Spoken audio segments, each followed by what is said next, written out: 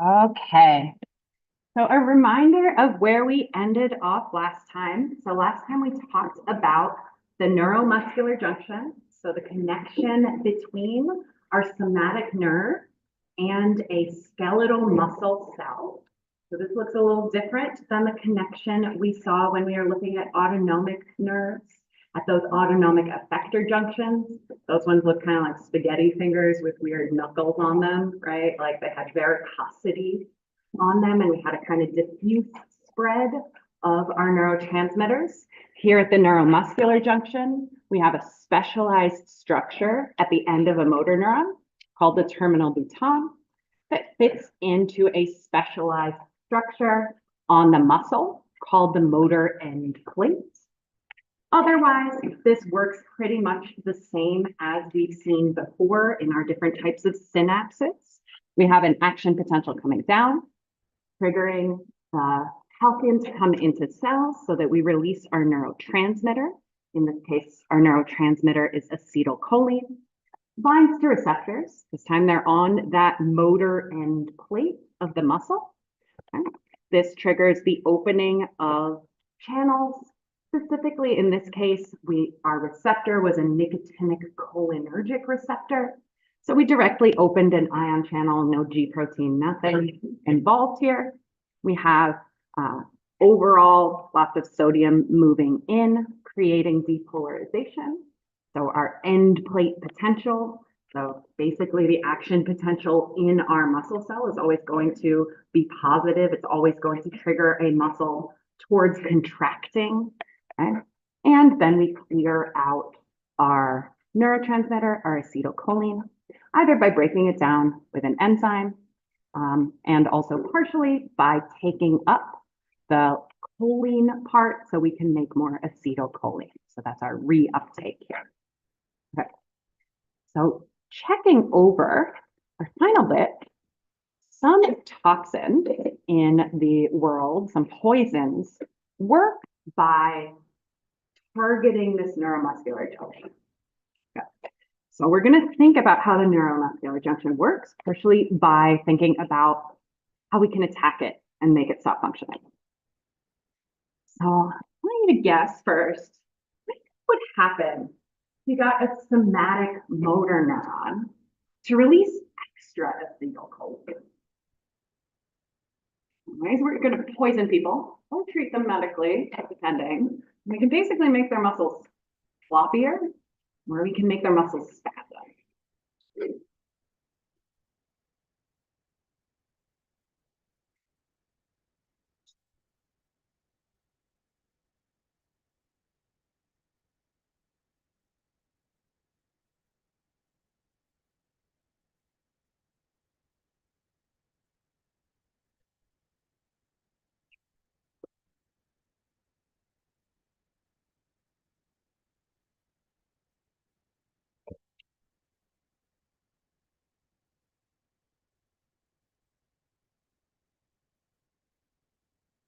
Yeah, let's take a look. Okay, cool. We got a big vote for muscle spasms. Yeah. Okay, so our first toxin we're going to think about is latroxin. So this comes from a spider bite. What it does is it stimulates the release of extra acetylcholine. Right? So you release a bunch of acetylcholine from these somatic motor neurons, and that causes your muscles to spasm. When we say a muscle spasm, really we're talking about contraction, right? So if you're thinking about it like pulsing spasm, right, that's contraction over and over again. But if you spasm and stay stuck, right, you're going to cause that muscle to go rigid, right? You're going to be stuck and kind of paralyzed with these clenched muscles. Okay? And so if you think about what would happen if your muscles, your chest do this, you can't move your body, if some of those muscles that we'll see that you use to breathe, some of our chest muscles are going to be for moving your ribcage for breathing, get impacted. You can see how this could kill you. Okay. Yeah. So one way we can change the activity of your body by changing this neuromuscular junction is with this extra acetylcholine. So for our next one, we're going to think about crotoxin.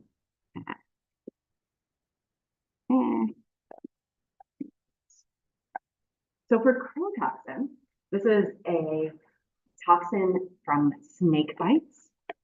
So this one, instead of stimulating the release of acetylcholine, so instead of extra acetylcholine, you'd get less acetylcholine released.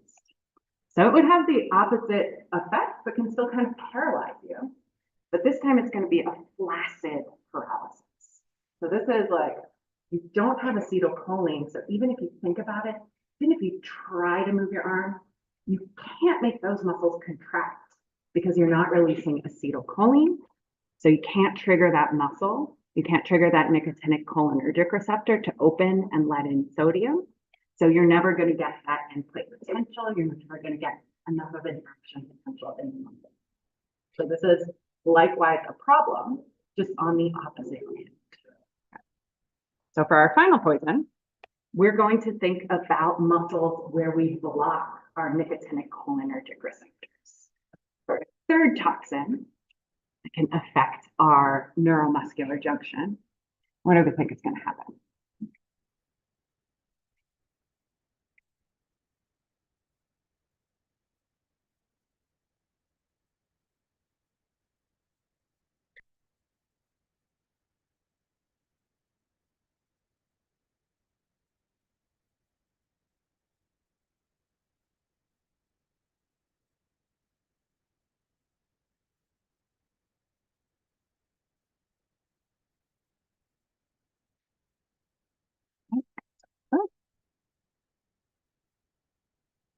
Yeah, so this is going to be like that previous example.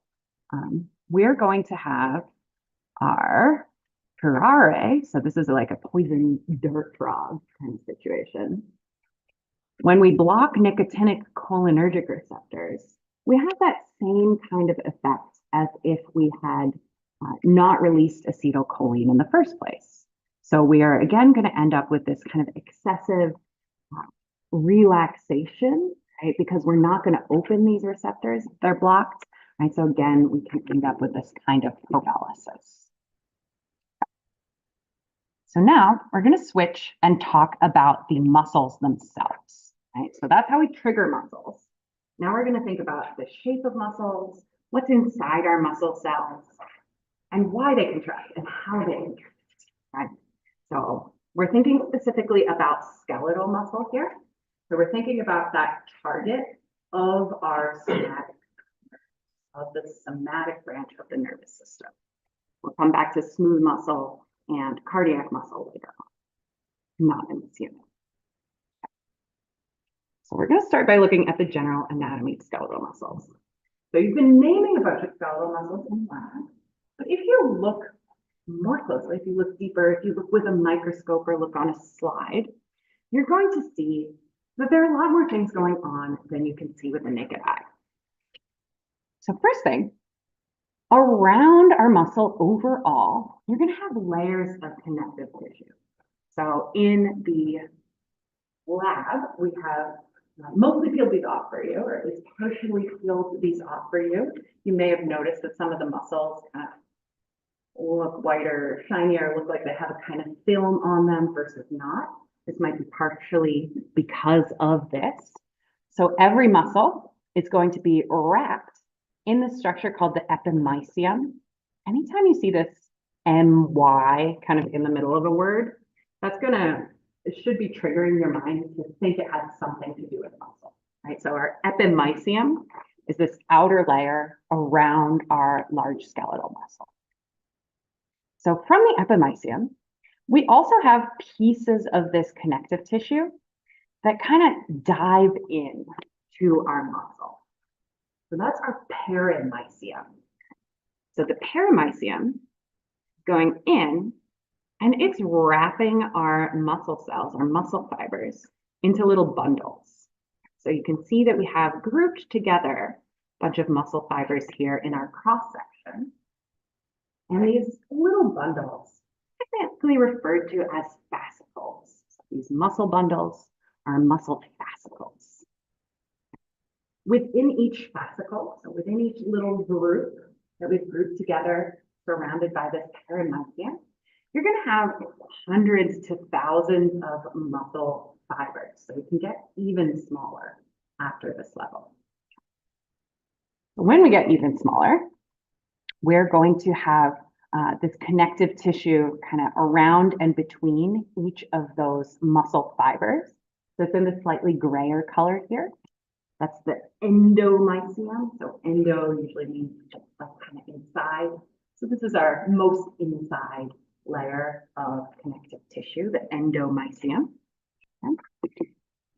Around each cell, we're then going to have a plasma membrane, right? So every cell has a membrane.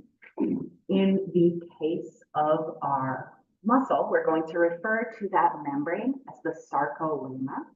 That's just a new word for our normal cell membrane, being specific about the fact that this is a muscle cell. When we look at our muscle cells, our muscle fibers, we're going to notice that we've actually kind of like connected what might have originated as a bunch of cells together in a line. So we're going to notice that in our skeletal muscle, the cells are multinucleated. So these purple dots are nuclei. Right? So you can see that this is an example of a cell that has like a lot of nucleuses. Kind of special, kind of different about our muscle fibers. But they're still going to be filled with a kind of jelly-like substance. So they're still going to have essentially cytoplasm. Now, because we have a specialized type of cell, we're going to call it the sarcoplasm. So anytime you see this word sarco, you're also going to be thinking about like the musculoskeletal system. That's not as big picture as the anatomy lab, but still pretty big picture relative to what we're going to be talking about in the lecture. Okay? So we're going to be focusing in on an individual muscle fiber. Okay? Now, in each of our muscle fibers, we're going to see that we have an even smaller type of fiber called a myofibril. Okay, so our myofibril is going to have around it a sarcoplasmic reticulum. Okay, so the sarcoplasmic reticulum, like the endoplasmic reticulum, but it's doing a different thing, changed its shape, but you can see kind of lumpy and squiggly like you might have seen when you looked at organelles in previous classes. Okay. But it has a special job in our myofibrils. Okay. So its special job is that it's going to be holding a bunch of calcium, basically. So it's holding a bunch of calcium ions. And calcium is going to be really important for triggering muscle contraction. So just like calcium was important for triggering the release of neurotransmitters, now we're going to be using calcium to trigger muscle contractions within our muscle cells themselves. And so we're going to be storing calcium in these lateral sacs, so these swellings kind of around the edges here. And we're going to have tubes that connect our sarcoplasmic reticulum. So in green here, we have our T tubules. So these T tubules kind of dive in to our muscle cells, right? So here in this example on the right, this looks a bit more similar to the pictures we saw before when we were looking at the neuromuscular junction. So here we can see that membrane across the top. So here would be our sarcolemma, right? So our new word for a muscle membrane. Here we see that motor end plate. So that specialized region where we have connection to our motor neurons is here. Okay, so more sarcolemma here. Here we see that T tubule diving down. Right, so it's kind of like this gap, this hole, this tube, right? That's like the T tubule down into the cell. Okay. And here we see it passing that sarcoplasmic reticulum. Right, so it's passing by, coming in contact, has this edge together with it. And in fact, it would touch the sarcoplasmic reticulum on either side. Right, so you'd have some more sarcoplasmic reticulum over here, kind of in this region. That's going to form something called a triad. Right, so this is going to be a T tubule coming down from the membrane. with this sarcoplasmic reticulum on either side.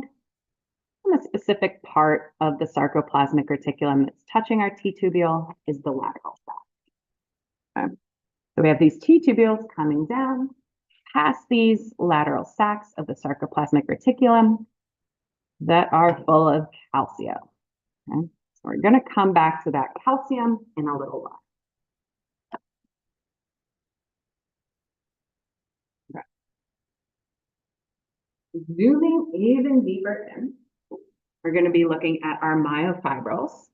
We're going to think about protein filaments that they have inside them. Okay. So we're going to have two types of protein filament. Okay. We're going to have our thick filaments. Thick filaments are made of the protein myosin. We're going to have thin filaments. So our thin filaments are going to be made of the protein. So actin and myosin, and how much they overlap and how they're structured is going to be critical to how you move your muscles.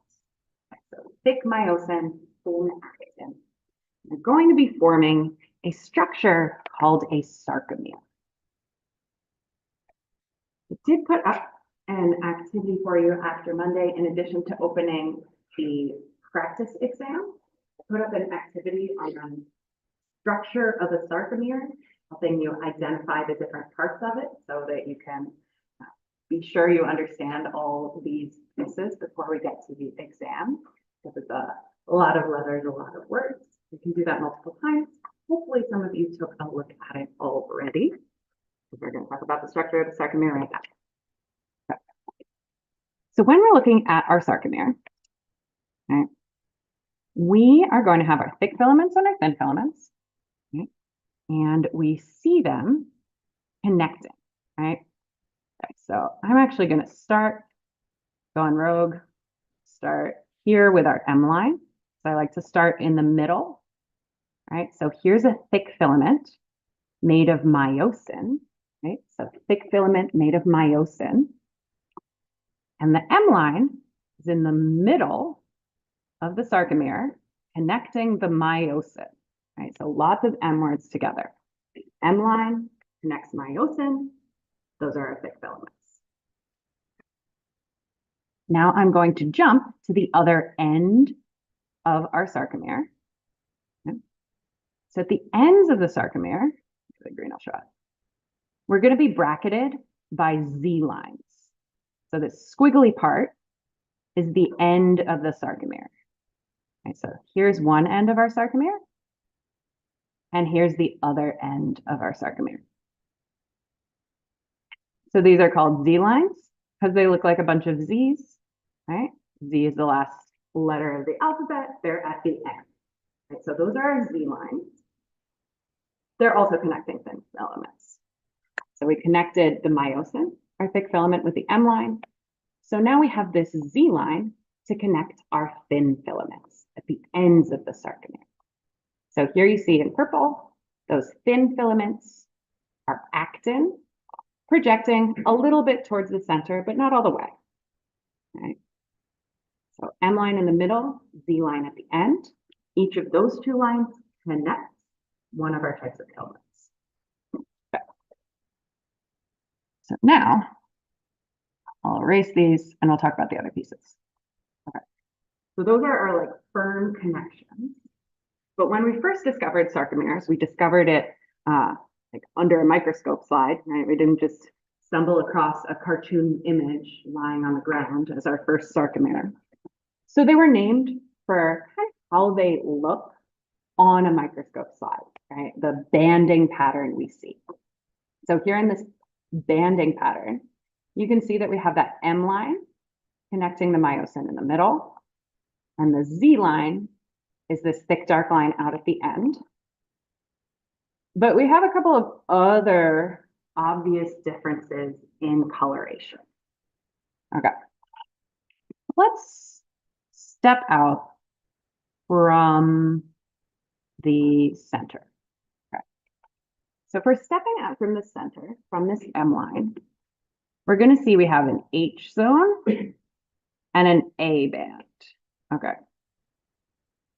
So you can think about that H, right, as being connected in the center with the M line, right? And then the A band is just around it. Okay.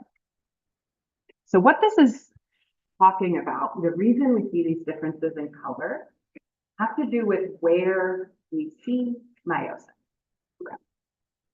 So if we're looking at our A band, this big one, right? So from this dark gray on this side all the way through the thick part, crossing the M line all the way towards this thick dark band over here. This A band is actually showing us everywhere we have meiosin, right? So this is the full extent of our thick filament, our myosin protein crossing the sarcomere. So that's our A band, is everywhere there's meiosin. Now, one of the things that's going to be important about sarcomeres is that sometimes we have myosin and actin overlapping, right? So you can see places where we have this orange line in the center and this little blue line overlapping. And you can see places where we don't, right? So in the center here, you have only that orange line, only that thick filament, only myosin. And over at the ends, right, you have a smaller area where you only have actin, right? You only have that purple line. And that's going to matter. Okay. So the A band is everywhere we have myosin, everywhere we have that thick filament, whether it's overlapping or not. Okay. When we look at our H zone, it's very specifically where we have no overlap, we only have myosin. Just myosin in this H zone. Okay. So that takes us to our other end, right? So we have our myosin connected by the M line. Everywhere there's myosin, we're within the A band. In the middle, where we have only myosin, no actin, we're in the H zone. Okay. We know that at the opposite end of the sarcomere, we have the Z line connecting our thin filaments, connecting our actin. Okay. We're going to have this small region here. And around here, the Z line in the middle going into the next sarcomere here in this image. And that's going to be our I band. So our I band is the region where we have only actin, only the thin filament, and no myosin. So no myosin, only actin here. All right. You can see why I made an activity for you guys to practice this. I've got a lot of terms here, but any questions right now about where these different parts are?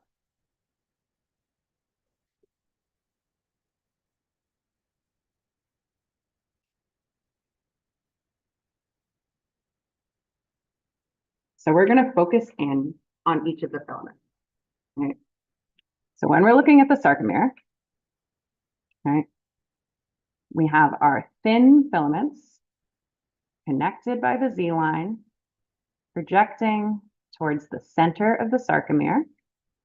And those are the filaments we're talking about right now. Okay. So I got like this. These are thin filaments made of actin. Okay. Now, actin, the contractile protein, so it's going to be involved in our muscle contraction. So it's part of how muscles get smaller, part of how muscles move stuff. Okay.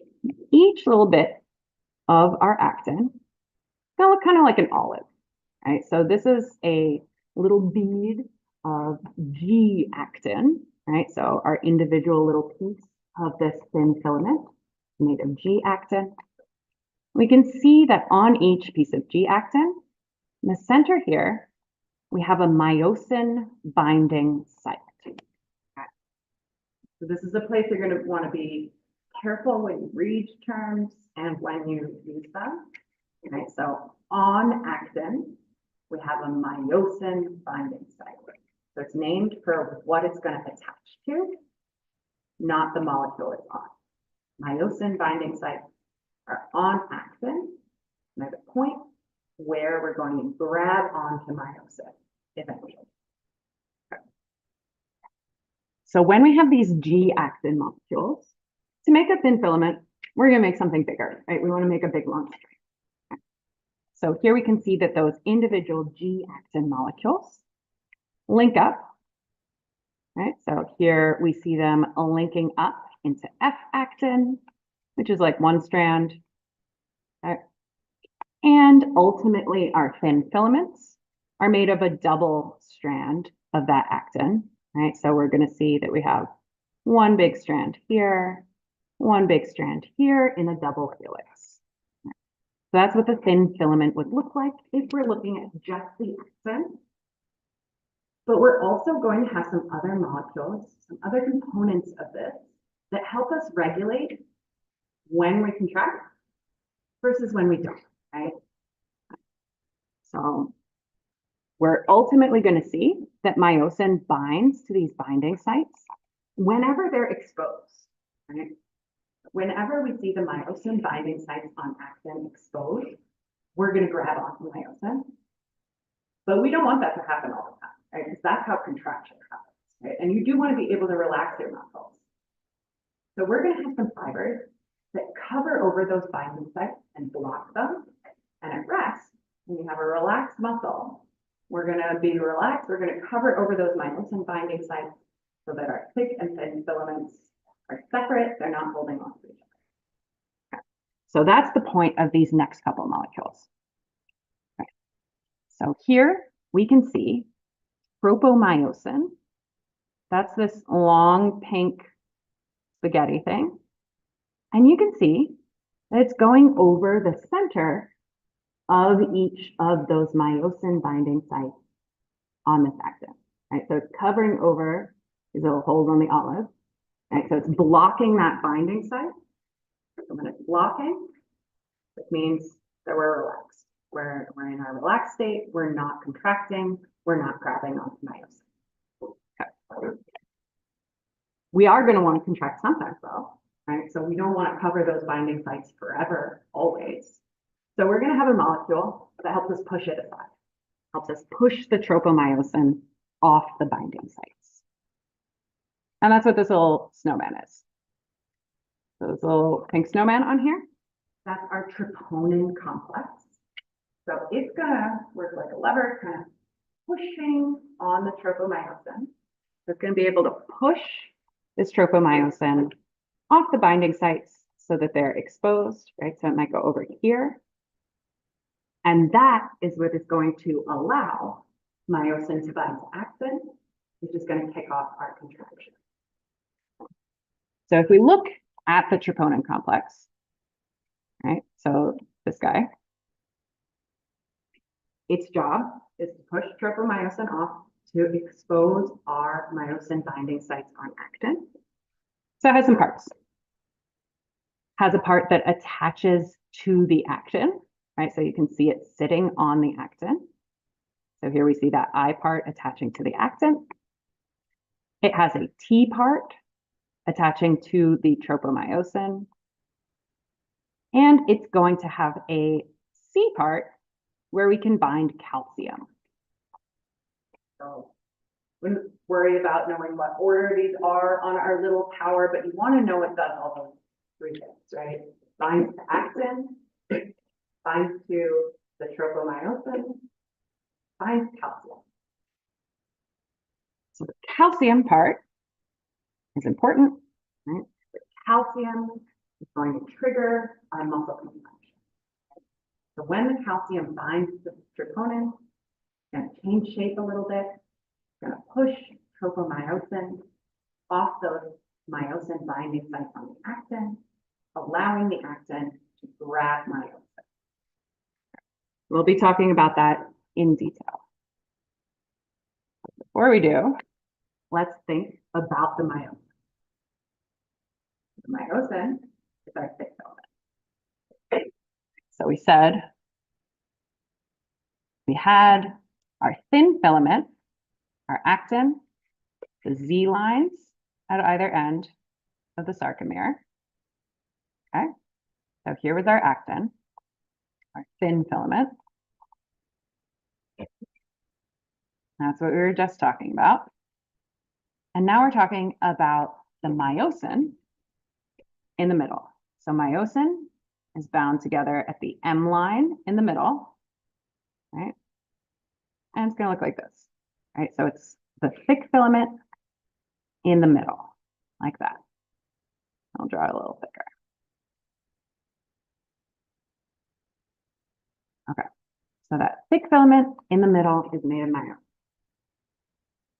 So when we're looking at myosin, we were looking at the individual little molecules. We see that we have this kind of spiraled structure meeting tail to tail at the M line with myosin heads pointing towards the Z line. When we look at the thick filament, we've actually got a lot of these kind of spirals together, right? So we're going to have a bunch of heads sticking out here. Okay? So we're thinking like little golf clubs, basically clustered together. That club part out at the ends and the handle towards the center. Okay. So our M line was in the center, in the middle. Okay. At the ends, we had the Z line where we had the actin. There was that I band where we had only actin here. So that was the I band. So that's why this slide says that that myosin head is pointing towards the I band. Cool. So on each head, we're going to have some important structures. So we're looking at the head, this club part, or you can also think of it as kind of a paddle. We're later going to refer to them as kind of oars. Right. So on each of these, we have an actin binding site. Right, so our actin had a myosin binding site on it, a myosin, an actin binding site on it. So they're basically going to hold hands. Right? They're going to grab to each other at these two binding sites. Okay. Our myosin is also going to have a place where we can use energy. Right? Contracting your muscles, like doing work, takes energy. So we need a spot to break ATP. So that's on the heads of the myosin. Here we can see this ATP ACE site. Right, so ACE tells us this is going to have enzymatic action. It's going to break ATP, which gives us energy. When we talk about the full cycle of muscle contraction, so how we move our muscles, we're going to call it the cross bridge cycle. Right? So you're going to think about that cross bridge as when we're binding or bridging between our myosin, our thick filament, and our actin, our thin filament. So we will sometimes also refer to these myosin heads as cross bridges. They're going to be grabbing across, grabbing on to our actin. Right? You imagine them grabbing.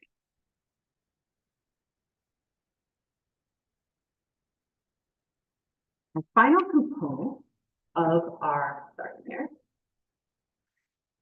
is not a contractile protein, right? So our actin and our myosin, our thin filaments and our thick filaments, are going to be involved in the contraction of a muscle.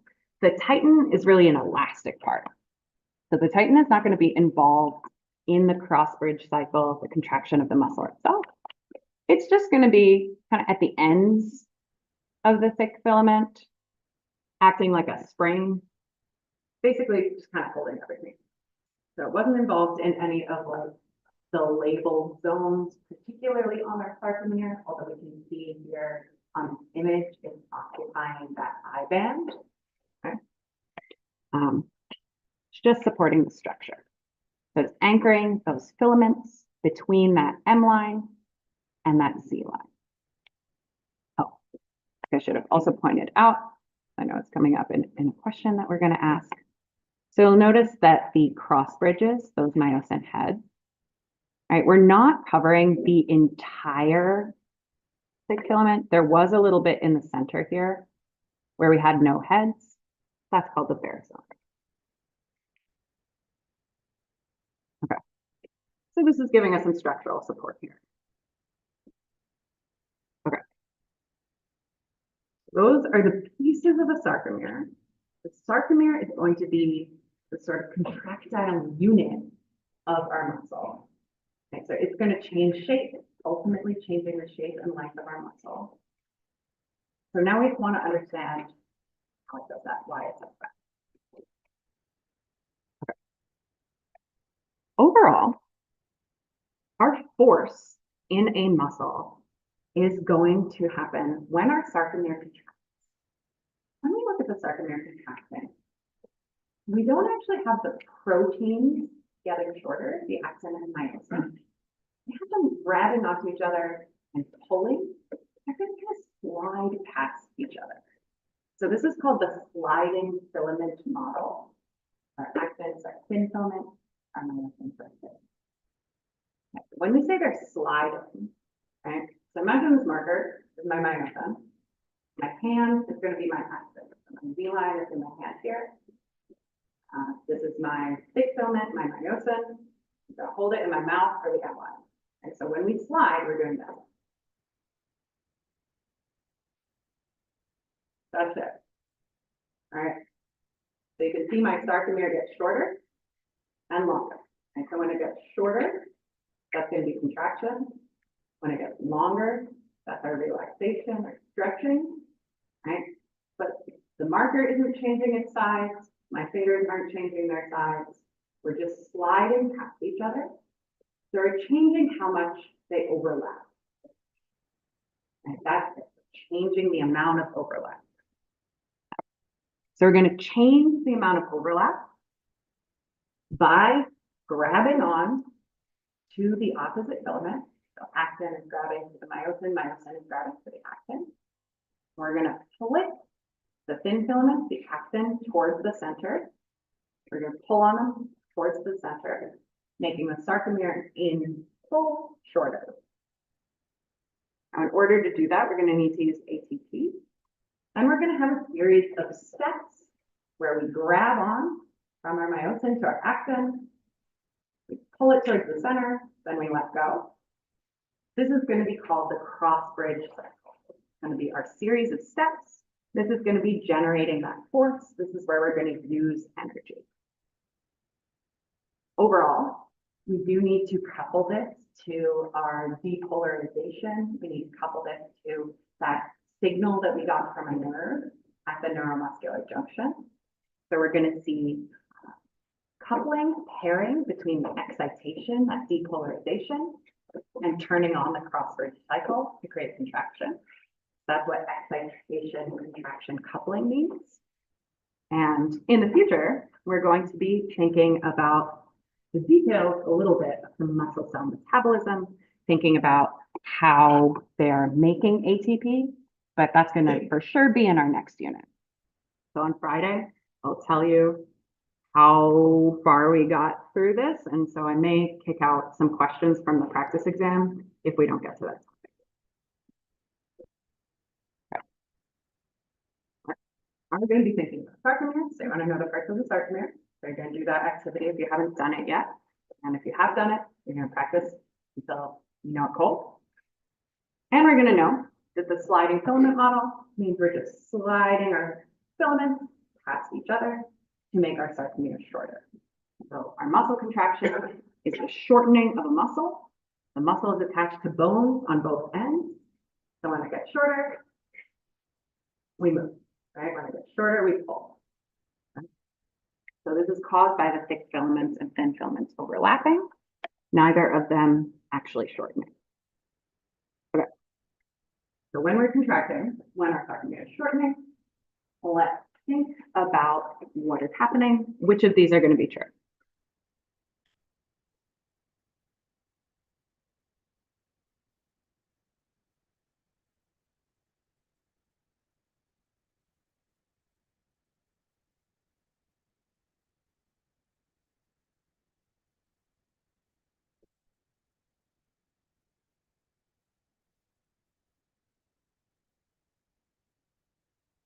Won't really talk extensively about the baritone, but I know it was in one of the answers on these questions, so that's why I was pointing it out to you on the myosin.